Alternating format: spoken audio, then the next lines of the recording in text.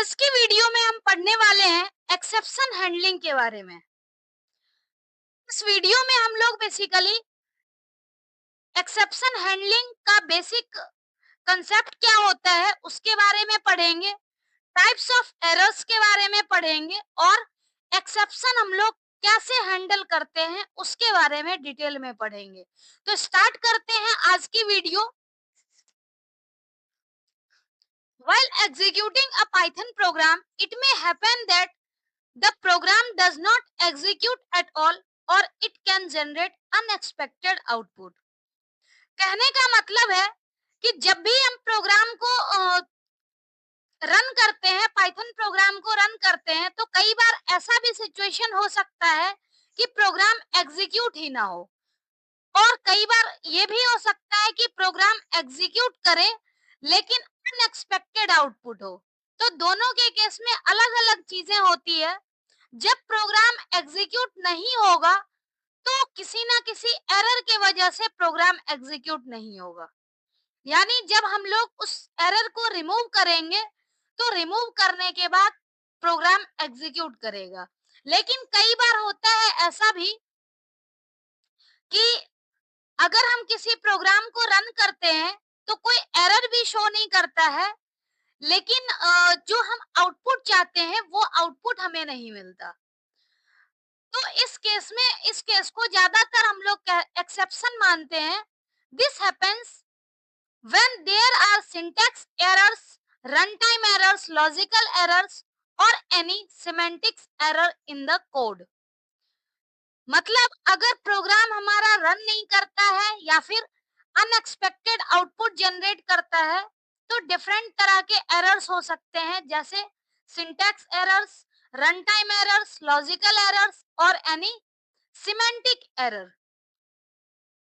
हम लोग एक एक करके देखते हैं कि इस कोड का क्या मतलब होता है, एरर का क्या मतलब होता है। जैसे अगर हम बात करें सिंटैक्स एरर की, तो सिंटैक्स एरर कब अकर होता है उससे पहले हम लोग देख लेते हैं कि सिंटैक्स क्या है। सिंटैक्स किसी भी प्रोग्राम का जो सिंटैक्स होता है वो एक स्टेटमेंट होता है, वैलिड स्टेटमेंट, जो किसी प्रोग्रामिंग लैंग्वेज में डिफाइन किया गया है। जैसे मान लो कि हम पाइथन प्रोग्राम का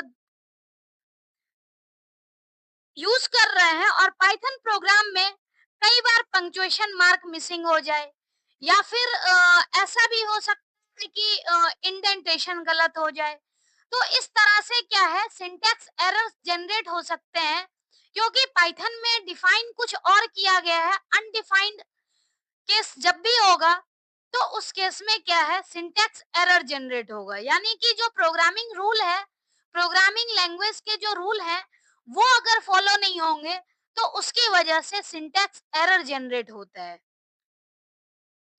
और सिंटैक्स एरर जनरेट करने के बाद अ, जब भी हम लोग इसको इंटरप्रेट करेंगे तो इंटरप्रेट नहीं कर पाएगा पाइथन प्रोग्राम, तो उस टाइम पे सिंटैक्स एरर जनरेट होता है। अगर एग्जांपल की बात करें तो एग्जाम्पल में जनरली क्या हो सकता है, जैसे एक एग्जाम्पल दिया हुआ है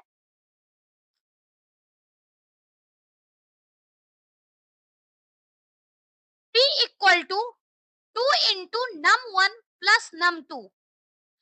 अब जैसे इसके अंदर क्या है कि हमने डिफाइन तो कर दिया है 2 और ब्रैकेट दिया हुआ है num one plus num to.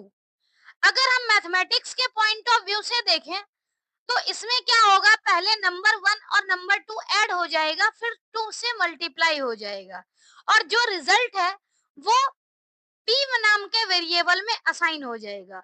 लेकिन अगर हम प्रोग्रामिंग के पॉइंट ऑफ व्यू से देखें तो टू और ब्रैकेट के बीच में यहाँ पर क्या होना चाहिए, स्टार होना चाहिए। जैसे कि लिखा हुआ है p equal to 2 star num one plus num two. अगर हम लोग कंप्लीट तरीके से लिखते हैं तो यहाँ पर एरर नहीं होगा, लेकिन हमने मैथ के फॉर्म में लिख दिया तो एरर जनरेट होगा। इसी तरह से सिमेंटिक्स एरर की बात अगर हम करते हैं तो सिमेंटिक्स एरर बेसिकली क्या होता है कि प्रोग्रामिंग रूल के हिसाब से तो सही है, लेकिन मीनिंगफुल नहीं है। जैसे मान लो कि एक एग्जाम्पल दिया हुआ है, a इक्वल टू 10 और b इक्वल टू हेलो। यानी हमने क्या किया कि a की वैल्यू 10 दे दी, जो कि एक इंटीजर टाइप का वेरिएबल बन गया। b इक्वल टू हेलो, यानी क्या है कि जो b की वैल्यू है वो स्ट्रिंग टाइप की है। अब अगर हम रिजल्ट कंप्यूट करेंगे, result equal to a plus B, तो इसमें सिंटैक्स तो सही है, लेकिन क्या है कि अनएक्सपेक्टेड आउटपुट हो सकता है या फिर प्रॉपर आउटपुट जनरेट ही ना करे। क्योंकि यहाँ पर क्या है, एक आपका डेटा टाइप है स्ट्रिंग और एक है न्यूमेरिक। तो जब हम स्ट्रिंग और न्यूमेरिक दोनों को ऐड करते हैं तो कोई ऐसा मीनिंगफुल रिजल्ट नहीं मिलता। तो इसलिए हम कह सकते हैं कि यहाँ पर प्रोग्राम जो है वो सिंटैक्स के अकॉर्डिंग तो ठीक है, लेकिन मीनिंगफुल नहीं है। तो इस केस में क्या है कि सिमेंटिक एरर जनरेट होगा। नेक्स्ट है लॉजिकल एरर। लॉजिकल एरर कब जनरेट होता है? तो कई बार हम लोग क्या करते हैं कि डिफरेंट टाइप का ऑपरेटर डिफाइन कर देते हैं, और ऑपरेटर डिफाइन करते तो हैं, लेकिन क्या है कि जिस सीक्वेंस में हम चाहते हैं उस सीक्वेंस में आउटपुट नहीं मिलता है। It may occur when there may be some improper sequence of statements or incorrect use of operator. It will not stop a program from executing, but will produce incorrect output. It will generate incorrect output for every value of input. कहने का मतलब क्या है कि अगर हम कभी ऐसा करते हैं कि हमने प्रोग्राम लिखा, लेकिन प्रोग्राम लिखने के बाद क्या है कि हम लोग चाहते कुछ और है करना, लेकिन बाय मिस्टेक क्या होता है कि हमने उसकी जगह कोई और ऑपरेटर यूज कर दिया, तो उस केस में भी गलत हो सकता है। दूसरी बात क्या है कि जैसे हमने कोई स्टेटमेंट लिखा, एक्सप्रेशन लिखा, और एक्सप्रेशन में कई बार हम लोग क्या करते हैं कि ब्रैकेट वगैरह नहीं देते हैं, तो उस केस में क्या होता है, हायर प्रायोरिटी वाला पहले एग्जीक्यूट करता है और लोअर प्रायोरिटी वाला बाद में एग्जीक्यूट करता है, जबकि हम चाहते हैं कि लोअर प्रायोरिटी वाले को पहले एग्जीक्यूट करें, तो उस केस में ब्रैकेट होना चाहिए। तो इस तरीके से क्या है कि लॉजिकल एरर हो सकते हैं। जैसे एक एग्जांपल दिया हुआ है यहाँ पर, ए बी। ए बी को हमने वैल्यू असाइन किया है 10 और 15, यानी ए की वैल्यू 10, बी की वैल्यू 15। अब हम चाहते हैं कि सम करें, लेकिन बाय मिस्टेक प्लस की जगह मल्टीप्लाई हो गया, तो इस केस में क्या है, हमें अनवांटेड आउटपुट मिलेगा, जो चाहते थे वो नहीं मिलेगा। ऐसे ही क्या हो सकता है कि जैसे 3 प्लस 3 इंटू 3 हमने लिख दिया, लेकिन हम चाहते थे कि पहले प्लस हो उसके बाद मल्टीप्लाई हो, और हम जानते हैं कि रूल में क्या होता है, पहले मल्टीप्लाई होता है फिर प्लस होता है। तो उस केस में हमें चाहिए था कि ब्रैकेट लिखें, तब यहाँ पर ऐड होगा, यानी 3 प्लस 3 6 इंटू 3। मतलब हम चाहते थे कि हमें 18 आउटपुट मिले पहले सम करें, लेकिन हमने क्या किया कि 3 प्लस 3 और इंटू 3 लिख दिया। तो इस केस में क्या है कि हायर प्रायोरिटी वाला जिसका प्रेसिडेंस ज्यादा है वो ऑपरेटर एग्जीक्यूट करेगा। तो इस केस में क्या है, पहले 9 एग्जीक्यूट हो जाएगा, यानी 3 प्लस एज इट इज है, 3 इंटू 3 यानी 9। अब 9 प्लस 3 12। तो इस केस में क्या है, अनएक्सपेक्टेड आउटपुट आ रहा है, हम जो चाहते थे वो नहीं आया। तो इस तरह से क्या हो सकता है, लॉजिकल एरर हो सकता है कि हम लोग कुछ और चाहते थे, लेकिन क्या है कि हमने ऑपरेटर का यूज या पेरेंथेसिस का यूज अलग तरीके से कर दिया, इस वजह से रिजल्ट हमारा गलत आ गया। ऐसे ही एक लास्ट टाइप का एरर है रन टाइम एरर, और रन टाइम एरर को जनरली हम लोग बोलते हैं exception. It occurs at the program time of program execution. Such errors produce incorrect output for specific values of input. These errors are also called exceptions. which occur when something unexpected happens leading to stop the program execution. कहने का मतलब क्या है कि कई बार ऐसा भी होता है कि हमने कोई प्रोग्राम को लिखा जो कि सिंटैक्स भी सही है, सिमेंटिक्स भी सही है और उसका लॉजिक भी सही है, लेकिन कई बार ऐसा इनपुट दे देते हैं जिस वजह से क्या है कि किसी पर्टिकुलर इनपुट पे वैल्यू गलत आ जाए। जैसे कि हम किसी नंबर को डिवाइड करना चाहते हैं और नंबर डिवाइड करने के केस में हमने लॉजिक लिखा, हर नंबर पे सही है, लेकिन अगर हमने क्या कर दिया, डिवाइड कर दिया जीरो से, तो उस केस में क्या है, जीरो से डिवाइड करने के बाद इनफाइनाइट वैल्यू हो जाती है, नॉट डिफाइंड वैल्यू हो जाती है। तो इस केस में क्या है कि वो प्रोग्राम टर्मिनेट ही नहीं होगा और चलता रहेगा, स्टॉप ही नहीं होगा। तो उस केस में क्या है कि इसको हम रन टाइम एरर्स बोलते हैं और run time errors basically exceptions होते हैं। नेक्स्ट है एक्सेप्शंस। हमने एरर्स के बारे में पढ़ा, अब बेसिकली देखेंगे कि एक्सेप्शंस क्या होते हैं।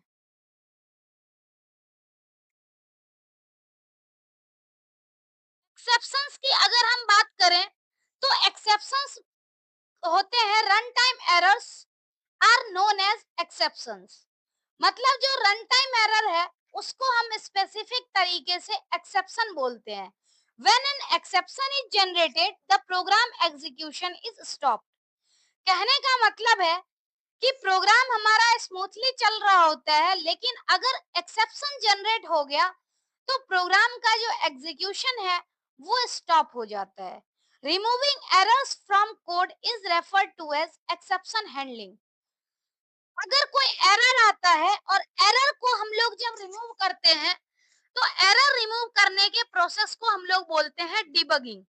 लेकिन अगर हमारा रन टाइम एरर है जिसको हम एक्सेप्शंस बोल रहे हैं, अगर एक्सेप्शंस को हम रिमूव करते हैं तो इसे कहा जाता है एक्सेप्शन हैंडलिंग। अब नेक्स्ट है commonly occurring exceptions are usually defined in interpreter. These are known as built-in exceptions.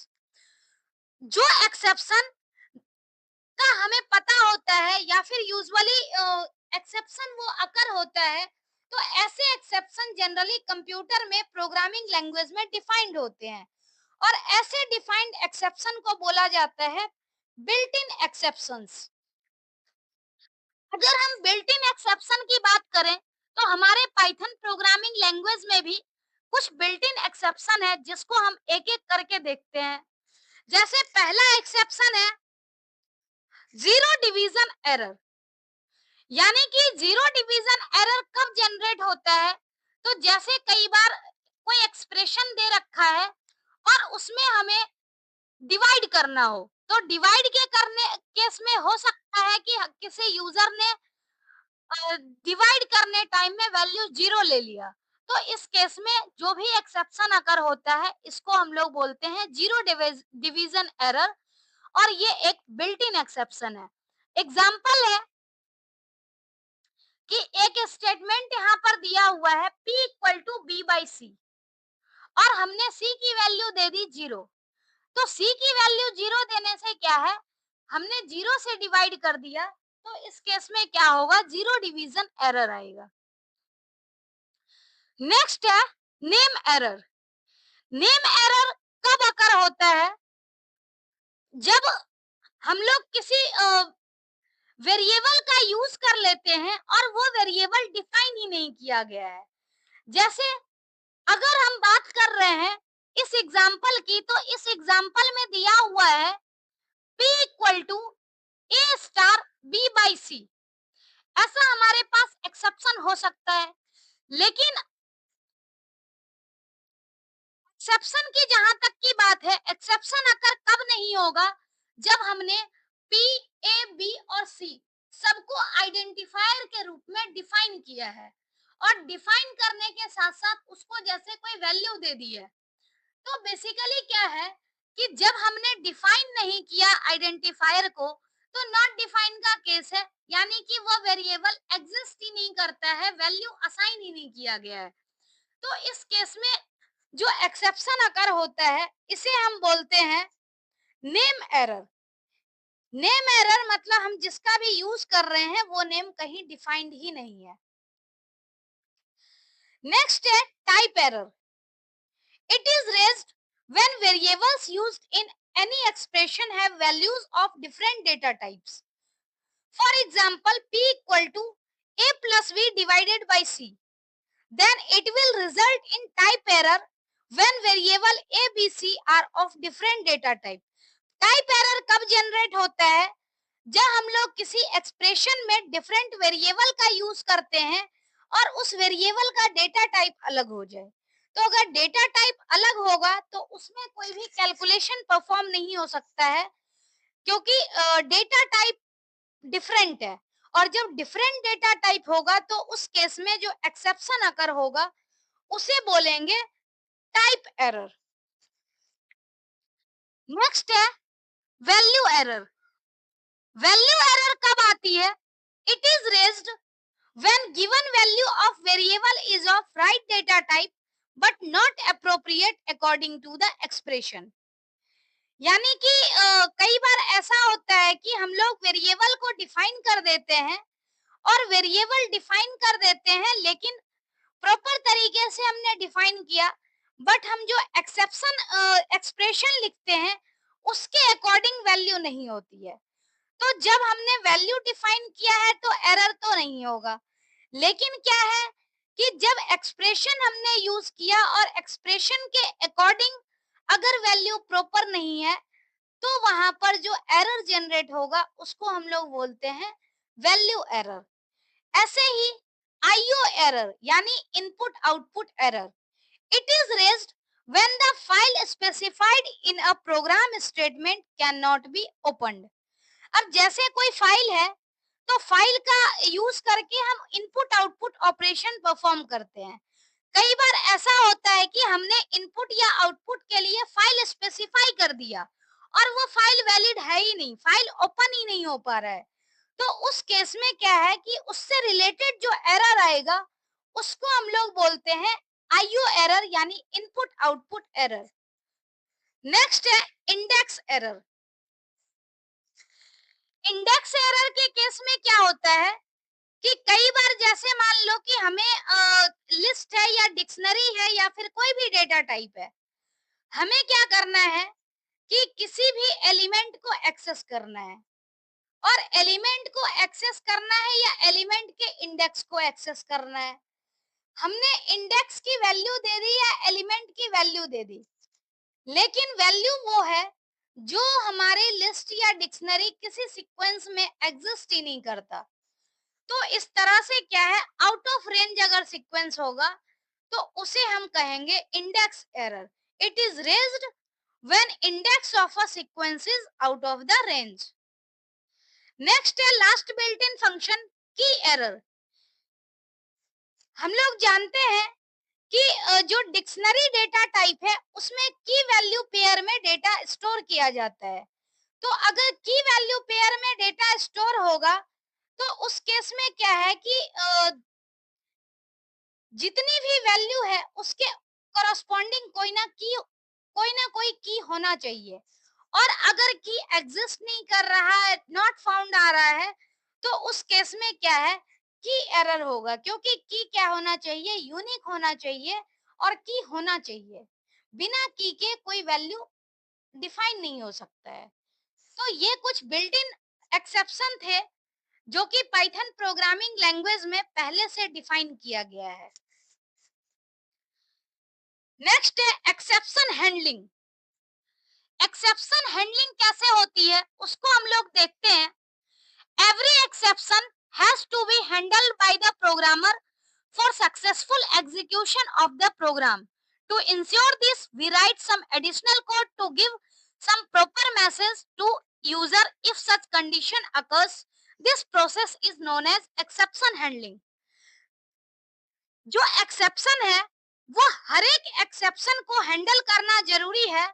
अगर हम एक्सेप्शन हैंडल नहीं करेंगे तो प्रोग्राम सक्सेसफुली एग्जीक्यूट नहीं हो सकता। और जब प्रोग्राम सक्सेसफुली एग्जीक्यूट नहीं होगा तो हमें आउटपुट नहीं जनरेट होगा। तो इस केस में क्या होता है कि कई बार हम कुछ एडिशनल कोड लिखते हैं जिसकी हेल्प से एक्सेप्शन हैंडल हो जाए, और इस प्रोसेस को हम लोग बोलते हैं exception handling. Exception handler separate the main logic of the program from error detection and correction code. जो एक्सेप्शन हैंडलिंग कोड है वो बेसिकली क्या करता है कि जो मेन प्रोग्राम है उससे डिफरेंट होता है एरर डिटेक्शन और correction part. The segment of code where there is any possibility of error और exception is placed inside one block. मतलब ऐसा प्रोग्राम का पार्ट, सेगमेंट ऑफ कोड जिसमें एरर अकर होने के चांस है, उसको हम लोग क्या करते हैं, एक ब्लॉक में रखते हैं। और जो कोड मेन लॉजिक को इफेक्ट नहीं करता उसको हम अलग लिखते हैं। अगर देखा जाए तो यहाँ पर क्या है, the code to be executed in case the exception has occurred is placed inside another block. मतलब क्या है कि जिस सेगमेंट में एक्सेप्शन की पॉसिबिलिटी है उसको हम अलग ब्लॉक में लिखेंगे, और एक्सेप्शन अकर होने के बाद जो कोड एग्जीक्यूट होगा उसको हम अदर ब्लॉक में लिखेंगे। This statements for detection and reporting the execution don't affect the main logic of the program. ये जो सेग्रीगेशन है, अलग अलग ब्लॉक में हम कोड को लिखते हैं, तो इससे क्या है कि जो हमारा प्रोग्राम है, मेन लॉजिक है, उससे इसका कोई भी असर नहीं होता है। हम लोग एक फ्लो चार्ट की हेल्प से देखते हैं कि कोई भी एक्सेप्शन अकर कैसे होता है और हैंडल कैसे होता है। जैसे हमारे पास प्रोग्राम है और उस प्रोग्राम में डिफरेंट टाइप का कोड है। अब हमने क्या किया, प्रोग्राम स्टार्ट किया और कुछ ऐसा प्रोग्राम है जिस ब्लॉक में क्या होता है कि एरर अकर करने का चांस है, तो उसके उसको हमें अलग ब्लॉक में रखना होता है। तो पहले हमें चेक करना होगा कि एक्सेप्शन होगा या नहीं। तो यहाँ पर क्या है, हमने स्टार्ट किया और कंडीशन दे दी एक्सेप्शन रेज्ड।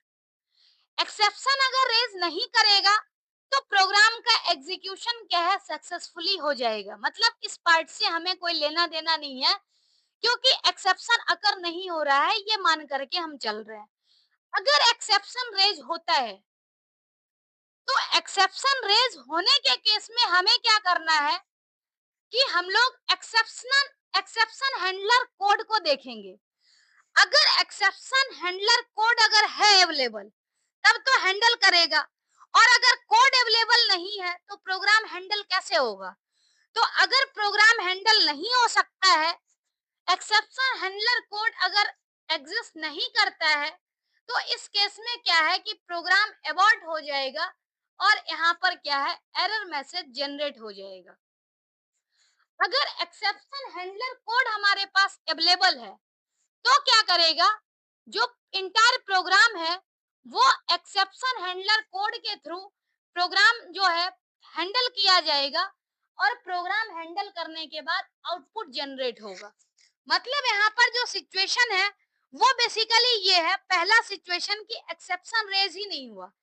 तो एक्सेप्शन रेज होने के केस में क्या है कि प्रोग्राम रेज नहीं होने के केस में जो कोड है वो सक्सेसफुली एग्जीक्यूट हो जाएगा। दूसरा क्या है कि इनकेस अगर एक्सेप्शन अकर हो गया तो हमारे पास दो पॉसिबिलिटीज हो सकती है कि या तो हमारे पास कोई ऐसा कोड हो जिसकी हेल्प से एक्सेप्शन को हम हैंडल कर सके, या फिर कोड नहीं हो। तो कोड नहीं होने के केस में एक्सेप्शन हैंडल होने का कोई सवाल ही नहीं है, मतलब प्रोग्राम हमारा अबॉर्ट हो जाएगा। और अगर हमारे पास कोड है जो कि एक्सेप्शन को हैंडल कर सकता है, तो उस केस में हम क्या करेंगे कि प्रोग्राम जो होगा वो एग्जीक्यूट होगा एक्सेप्शन हैंडलर की हेल्प से, और फाइनल आउटपुट जनरेट होगा, देन प्रोग्राम जो है वो स्टॉप हो जाएगा। तो इस तरह से क्या है कि जो आपका एक्सेप्शन हैंडलिंग का स्टेप है वो फॉलो होता है। नेक्स्ट है, an exception is said to be caught when a code designed for handling that particular exception is executed. अब जैसे इसमें हमने क्या देखा कि एक्सेप्शन रेज करते हैं, अगर हमें पता चल गया कि एक्सेप्शन रेज होगा तो वैसे कोड को हम लोग क्या करेंगे, सस्पिशियस जो लाइन होगा जिसमें हमें डाउट है कि एक्सेप्शन अकर हो सकता है, उसको हम लिखेंगे ट्राई ब्लॉक के अंदर। और एक्सेप्शन हैंडल अगर करना है, यानी जो भी एक्सेप्शन है उसको अगर हम हैंडल कर लेते हैं, कैसे हैंडल करेंगे, तो एक्सेप्शन हैंडलर वाली जो कोड होती है उसको एक्सेप्ट ब्लॉक में लिखते हैं। तो मतलब यहाँ पर हमारे पास दो ब्लॉक का कंसेप्ट है, एक ट्राई ब्लॉक और एक एक्सेप्ट ब्लॉक। ट्राई ब्लॉक में हम उस कोड को लिखते हैं जहां पर एक्सेप्शन अकर होने का चांस है, और एक्सेप्ट ब्लॉक में हम उस कोड को लिखते हैं जिसकी हेल्प से हम लोग एक्सेप्शन को हैंडल कर सकते हैं। तो इस तरह से क्या होता है, हमारे पास अलग अलग सेगमेंट बट जाता है कोड का। अब यहाँ पर हम लोग एग्जाम्पल के थ्रू देखते हैं बेसिकली कि कैसे काम करता है। जैसे यहाँ पर हमने ले लिया एक कोड कि N1, यानी यूजर से हमने इनपुट लिया फर्स्ट नंबर और यूजर से सेकंड नंबर इनपुट लिया। अब क्या है कि अगर हमने डिवीजन का यहाँ पर कंसेप्ट लगाया है, तो डिवीजन के कंसेप्ट में ये तो हो सकता है कि कोई यूजर N2 की वैल्यू 0 दे दे, तो ये पॉसिबिलिटी है, यानी कि जो कोड है डिवीजन वाला वो सस्पिशियस है कि उसमें एक्सेप्शन आ सकता है। तो एक्सेप्शन आ सकता है जहां पर उस कोड को हमने ट्राई ब्लॉक में लिखा, जैसे कि रिजल्ट N1 बाई N2 और प्रिंट डिवीजन रिजल्ट, यानी ये सस्पिशियस कोड था तो इसे ट्राई ब्लॉक में लिखा। अब क्या है, एक्सेप्ट एक्सेप्ट ब्लॉक में हम क्या लिख रहे हैं कि एक्सेप्शन हैंडल करने के बाद हमें क्या मैसेज प्रिंट हो रहा है, एक्सेप्शन हैंडल करने से रिलेटेड जो कोड है उसे हम एक्सेप्ट ब्लॉक में लिख रहे हैं। तो हम जानते हैं कि जो हमारे पास डिवीजन से रिलेटेड कोड होता है, डिवीजन से related code zero division error नाम का बिल्ट इन एक्सेप्शन होता है हमारे पास। तो हमें क्या करना है, इसी एक्सेप्शन को रिमूव करना है। तो हमने क्या किया, एक्सेप्ट और बिल्ट इन एक्सेप्शन का नाम लिख दिया। अब इस केस में क्या होगा कि प्रिंट स्टेटमेंट है और प्रिंट स्टेटमेंट में लिखा हुआ है print denominator is zero, division not possible. मतलब हमने एक्सेप्शन हैंडल करके और यूजर को मैसेज दे दिया कि डिवीजन पॉसिबल नहीं है क्योंकि डिनोमिनेटर यहाँ पर जीरो है। तो इस तरह से हम लोग सस्पिशियस कोड को जो है वो ट्राई ब्लॉक में लिखते हैं, और जो हैंडल करने से रिलेटेड कोड है, एक्सेप्शन हैंडल करने से रिलेटेड, उसको हम लोग एक्सेप्ट ब्लॉक में लिखते हैं। नेक्स्ट अगर हम इसका आउटपुट देखें तो आउटपुट सेम चीज है कि एंटर फर्स्ट नंबर, यानी यूजर जो है वो पहले नंबर को एंटर करेगा, उसके बाद है enter second number, user second number को एंटर करेगा।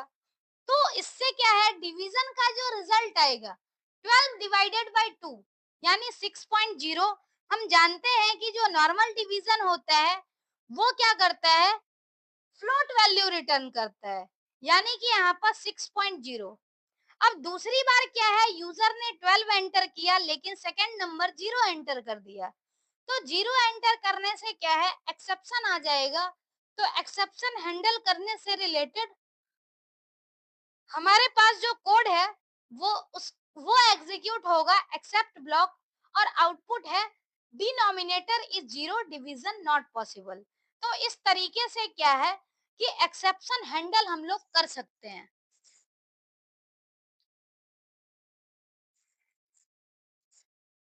एग्जाम्पल 2 लिखा हुआ है, a equal to int input enter a value, यानी यूजर से क्या है कि हम क्या कर रहे हैं, इनपुट ले रहे हैं, और हम जानते हैं कि इनपुट फंक्शन स्ट्रिंग वैल्यू को एक्सेप्ट करता है। यानी इनपुट वैल्यू का रिटर्न टाइप जो होता है इनपुट फंक्शन का, वो स्ट्रिंग होता है, और हमने चेंज करने के लिए, टाइप चेंज करने के लिए लिख दिया है इंटीजर। अब इस केस में हमें क्या करना चाहिए कि नंबर टाइप करना चाहिए, भले ही उसका डेटा टाइप इनपुट फंक्शन की हेल्प से स्ट्रिंग टाइप हो जाए, लेकिन क्या है, इंट उसको इंटीजर में कन्वर्ट कर दे।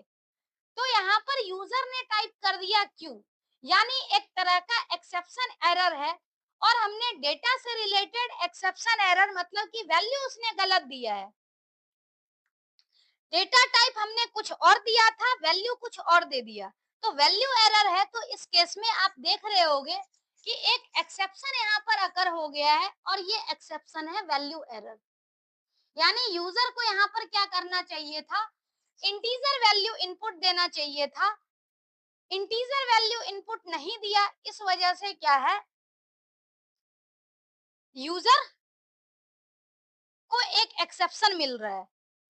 अब यहाँ पर क्या है कि ये एक्सेप्शन कोई दूसरा यूजर भी कर सकता है कि उसने इनपुट वैल्यू जो है वो गलत दे दिया। तो इस केस में क्या है कि ये सस्पेक्टेड कोड है।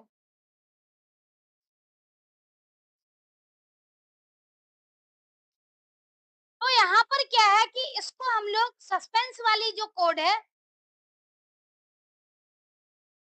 इसको हम लोग ट्राई ब्लॉक में लिखेंगे, ताकि कोई दूसरा यूजर भी अगर इनकेस कुछ टाइप कर दिया इंटीजर के अलावा, तो एक्सेप्शन हैंडल हो जाए। इसलिए हमने ट्राई ब्लॉक में क्या लिखा है, ए, और यूजर से इनपुट लेने से रिलेटेड स्टेटमेंट, और प्रिंट ए। यानी यूजर अगर वैलिड वैल्यू प्रिंट करेगा, एंटर करेगा, तो वो वैल्यू प्रिंट हो जाएगा, और अगर वैलिड वैल्यू प्रिंट ना करे, तो यहाँ पर हमें एक्सेप्शन को हैंडल करना है एक्सेप्ट कीवर्ड की हेल्प से, एक्सेप्ट वैल्यू एरर, मतलब हमें वैल्यू एरर हैंडल करना है। और यहाँ पर हमने लिख दिया यूजर को message, print enter only integers. इससे क्या है, यूजर को पता चल जाएगा कि हमें किस तरीके से एक्सेप्शन को हैंडल करना है। अब दूसरी बार अगर एग्जीक्यूट करेगा प्रोग्राम, तो प्रोग्राम एग्जीक्यूट करने में यूजर को पता चल जाएगा कि हमें सिर्फ इंटीजर वैल्यू देने हैं। तो इस तरह से हम लोग एक्सेप्शन को हैंडल कर सकते हैं। नेक्स्ट है use of multiple except block. कई बार ऐसा भी होता है कि जो कोड है, उस कोड में मल्टीपल टाइप के एक्सेप्शन के चांस होते हैं। तो हमें जो एक्सेप्शन वाली कोड है, उसको तो हमें ट्राई ब्लॉक में ही रखना होता है। लेकिन अगर हम मान लेते हैं कि मल्टीपल टाइप का एक्सेप्शन हो, तो मल्टीपल एक्सेप्शन को हैंडल करने के लिए हमें मल्टीपल एक्सेप्ट ब्लॉक यूज करना होगा। तो मल्टीपल एक्सेप्ट ब्लॉक भी हम यूज कर सकते हैं जरूरत पड़ने पे। जैसे कुछ एग्जांपल हम लोग देख लेते हैं। पहला एग्जांपल है, इसमें क्या है, यूजर ने वैल्यू जो एंटर किया है, वो इंटीजर वैल्यू एंटर किया, मतलब हमने कोड लिखा है कि यूजर इंटीजर वैल्यू इनपुट करे, और दो इंटीजर वैल्यू इनपुट करे, दोनों का जो डिवीजन होगा, दोनों का डिवीजन करके रिजल्ट प्रिंट होगा। मतलब ये कोड जो है वो डाउटफुल कोड है, इसको हमने लिख दिया ट्राई ब्लॉक में। अब इसमें एक्सेप्शन क्या क्या आ सकता है, डिवीजन है तो जीरो डिवीजन एरर भी आ सकता है। दूसरा क्या है कि बाय चांस यूजर ने क्या किया कि न्यूमेरिक वैल्यू की जगह कोई स्ट्रिंग वैल्यू डाल दी, तो दूसरा एक्सेप्शन भी हो सकता है वैल्यू एरर का। तो इसलिए यहाँ पर दो एक्सेप्ट ब्लॉक है, एक्सेप्ट जीरो डिवीजन एरर, मतलब इस एक्सेप्ट ब्लॉक में क्या है कि जीरो डिवीजन एरर को हैंडल किया जाएगा, और दूसरे ब्लॉक में वैल्यू एरर को हैंडल किया जाएगा। जैसे आउटपुट यहाँ पर दिया हुआ है, एंटर फर्स्ट नंबर यानी 25, सेकेंड नंबर की जगह यूजर ने दे दिया ए, यानी इस केस में क्या है कि वैल्यू एरर वाली एक्सेप्शन आ गई, तो यूजर को एक मैसेज मिल जाएगा kindly enter only integer value. तो इससे क्या है कि यूजर जो है वो सिर्फ और सिर्फ क्या करेगा, इंटीजर वैल्यू को एंटर करेगा, तब जा करके ये प्रोग्राम सक्सेसफुली रन करेगा। नेक्स्ट एग्जांपल है, इसमें क्या है कि फाइल से रिलेटेड हम लोग, हालांकि फाइल हैंडलिंग जब पढ़ेंगे तब हमें समझ में आएगा कि हम लोग इसमें फाइल का प्रोग्राम कैसे लिखते हैं। बेसिकली हम ये जानेंगे कि अगर जैसे क्या है कि हम कहीं किसी फाइल का यूज कर रहे हैं और फाइल वो प्रेजेंट नहीं है कंप्यूटर की मेमोरी में, तो उस केस में क्या होगा, फाइल नॉट फाउंड एरर आएगा। और हम ये मान करके चल रहे हैं कि यहाँ पर डिवीजन का प्रोग्राम है, तो डिवीजन से रिलेटेड भी एरर आएगा। दूसरा क्या है कि यहाँ पर डेटा टाइप है, हो सकता है डेटा यूजर ने क्या किया, न्यूमेरिक की जगह कोई और डेटा टाइप का डेटा दे दिया, तो इस केस में वैल्यू एरर भी आ सकता है। तीसरा क्या है, फाइल से रिलेटेड है, तो फाइल एरर भी आ सकता है। तो इस तरह से क्या है, मल्टीपल एक्सेप्शन को हैंडल करने के लिए हम लोग मल्टीपल एक्सेप्ट ब्लॉक का यूज करते हैं। नेक्स्ट है, we can also handle exceptions without naming them, यानी जरूरी नहीं है कि जो एक्सेप्शन हो वो एक्सेप्शन का हमें नाम ही देना हो, तो बिना नाम दिए हुए भी हम एक्सेप्शन को हैंडल कर सकते हैं। जैसे सेम प्रोग्राम यहाँ पर दिया हुआ है, इसमें एक हमारे पास क्या है, एक्सेप्ट ब्लॉक में लिखा हुआ है वैल्यू एरर, यानी वैल्यू एरर जब है तो उसके लिए क्या होगा, यूजर ने गलत वैल्यू अगर एंटर कर दिया तो उस केस में क्या होगा, वैल्यू एरर वाली एक्सेप्शन आएगी। और दूसरा एक्सेप्शन हमने डिफाइन नहीं किया, नेम नहीं दिया है कि ये जीरो डिवीजन एरर आएगी, लेकिन हमने क्या कर दिया है, उसके लिए एक एक्सेप्ट ब्लॉक बना दिया है और यहाँ पर यूजर को एक मैसेज दे दिया है, उप्स देयर आर सम एक्सेप्शंस, लेकिन यूजर को नहीं पता कि एक्सेप्शन क्या है। तो इस तरह से हम लोग बिना नाम के भी एक्सेप्शन को हैंडल कर सकते हैं। अब इस केस में क्या है कि अगर हम इसका आउटपुट देखें, तो जैसे यूजर ने फर्स्ट नंबर जो दिया है वो दे दिया है 56, सेकेंड नंबर को दे दिया 0, लेकिन हमने जीरो डिवीजन एरर डिफाइन नहीं किया था, तो एक्सेप्शन जो हैंडल हो रहा है उसमें यूजर के लिए मैसेज प्रिंट हो रहा है, उप्स देयर आर सम एक्सेप्शंस। तो इस तरह से हम लोग बिना नाम के भी एक्सेप्शन हैंडल कर सकते हैं। नेक्स्ट यहाँ पर क्या है, हमने ट्राई ब्लॉक का यूज किया और एक्सेप्ट ब्लॉक का यूज किया। ट्राई ब्लॉक में क्या होता है कि हम लोग जो कई बार क्या करते हैं कि कुछ पर्टिकुलर कोड लिखते हैं जहां पर एक्सेप्शन के चांस होते हैं, उसको हम लोग ट्राई ब्लॉक में लिखते हैं। अगर हमें क्या करना है, एक्सेप्शन को हैंडल करना है, तो उसके सारे कोड को हम एक्सेप्ट ब्लॉक में लिखते हैं। तो एक्सेप्ट ब्लॉक में लिखने के बाद क्या है, मल्टीपल एक्सेप्ट ब्लॉक भी हो सकता है। तीसरा एक और हम ऐसा भी कर सकते हैं कि मल्टीपल एक्सेप्ट ब्लॉक के साथ हम एल्स ब्लॉक भी लिख दें। एल्स ब्लॉक में क्या है कि जैसे मान लो हमारे पास एक्सेप्शन है, वो एक्सेप्शन अगर नहीं आ रहा है, तो अगर एक्सेप्शन नहीं आ रहा है तो उस केस में क्या है, हमें एक्सेप्शन हैंडल करने की जरूरत नहीं है। और जब एक्सेप्शन हैंडल करने की जरूरत नहीं है तो उस केस में हमारे पास जो रिजल्ट है वो एग्जीक्यूट होना चाहिए। तो रिजल्ट जो एग्जीक्यूट होगा उसको हम लोग एल्स ब्लॉक में लिख सकते हैं। जैसे मान लो यूजर ने सही सही इनपुट दे दिया, वैल्यू एरर भी नहीं है, किसी अदर तरीके का एक्सेप्शन भी नहीं है, तो जब नॉर्मल तरीके से प्रोग्राम एग्जीक्यूट कर ले तो उस केस में हम लोग उस कोड को एल्स ब्लॉक में भी लिख सकते हैं। नेक्स्ट एक ब्लॉक होता है फाइनली। फाइनली ब्लॉक कब एग्जीक्यूट होता है, तो फाइनली ब्लॉक के लिए हम जानते हैं सीधा कि फाइनली ब्लॉक किसी भी प्रोग्राम में एग्जीक्यूट होता ही होता है, चाहे एरर आए या फिर ना आए, उससे हमें मतलब नहीं है। लेकिन दोनों ही केस में, एक्सेप्शन हो या ना हो, दोनों ही केस में क्या है, फाइनली ब्लॉक एग्जीक्यूट होता है। इस तरह से हम क्या कर सकते हैं, किसी भी कोड को हैंडल कर सकते हैं और उसमें फाइनली ब्लॉक का यूज कर सकते हैं। इस केस में अगर हम आउटपुट को देखें तो आउटपुट में क्या आ रहा है, हमने यूजर को इनपुट दे दिया 12, सेकेंड नंबर दे दिया 0। तो यहाँ पर क्या है, सेकेंड नंबर हमारा 0 हो गया, मतलब एक एक्सेप्शन आ गया। और एक्सेप्शन आ गया क्या चीज, तो देयर इज एन एक्सेप्शन, और एक्सेप्शन क्या है, तो डिवीजन बाय 0। तो इस तरह से एक्सेप्शन हो गया।